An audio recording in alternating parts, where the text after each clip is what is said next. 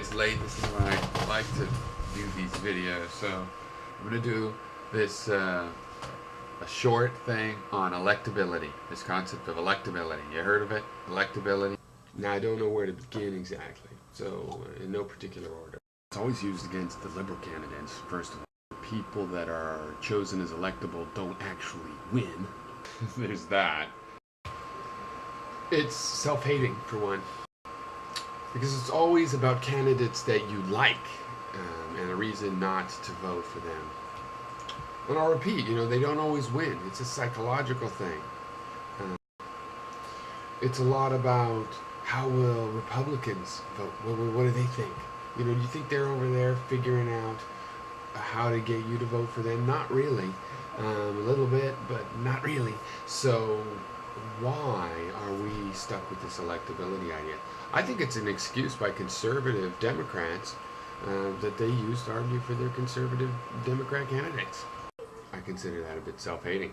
The bottom line is that you're enfranchised with a vote to make a decision for yourself, what you actually think. And it's sort of nice that you want to take into account how other people think and choose somebody, and work with them to find somebody you can agree on. But electability is not doing that. Electability, it's just a way of marginalizing progressives, liberals, visionaries, idealists, activists, and that's why I don't like it.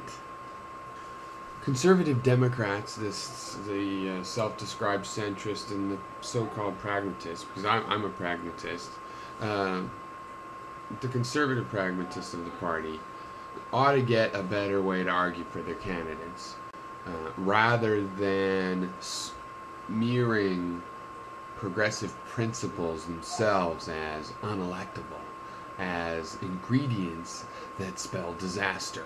We need people that believe in our principles, right or wrong, and if the principles are wrong, then what they do is they change the principles and they craft a new platform and they modify what they think is right and what they think is wrong, and we can live with that process. But we cannot survive if they don't take a stand at all, and if when they do take a stand that the conservative sympathizers of our party resort to a tactic which just works by maligning and kicking down liberal principles as impediments, direct impediments to getting elected in a fundamental direct sense. So without even talking about, he can't be elected because of his view on healthcare or the military or jobs, or you just say, he's unelected.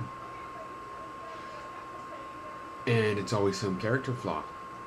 It's not supposed to be the principles, and yet it's the real progressive and liberals that they project this unelectability onto.